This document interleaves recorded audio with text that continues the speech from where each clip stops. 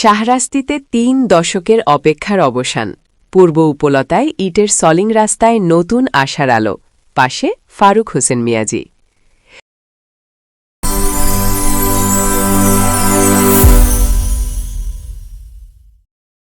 চাঁদপুরের শাহরাস্তি পৌরসভার ৫ নম্বর ওয়ার্ডের পূর্ব উপলতা এলাকার দীর্ঘ ভোগান্তির দিন শেষ হতে যাচ্ছে। কাঁচা, ভাঙা আর কাদা জমে থাকা রাস্তায় প্রতিদিনের যাতায়াত ছিল স্থানীয় মানুষের জন্য একরকম স্থায়ী দুর্ভোগ। পৌরসভার আওতায় থাকা সত্ত্বেও প্রায় ৩৫ বছর ধরে এই রাস্তাটি উন্নয়নের বাইরে ছিল।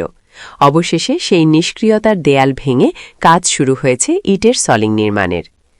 রবিবার সরেজমিনে নির্মাণ কাজ পরিদর্শন করেন শাহরাস্তি বিএনপির সিনিয়র নেতা আলহাজ ফারুক হোসেন মিয়াজি।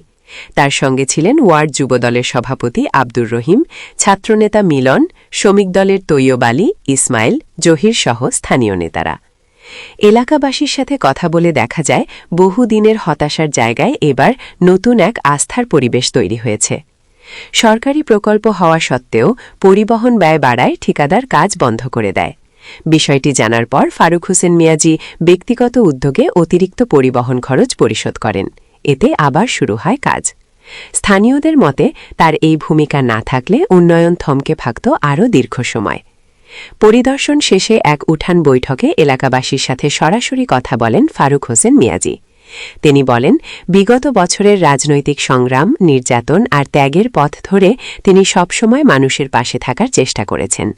সামনে ত্রয়োদশ জাতীয় সংসদ নির্বাচনকে সামনে রেখে ধানের শীষের পক্ষে সমর্থন চান তিনি। এলাকার বাসিন্দারা জানালেন, দীর্ঘদিনের অবহেলা ভেঙে এবার সত্যিকারের উন্নয়ন শুরু হয়েছে।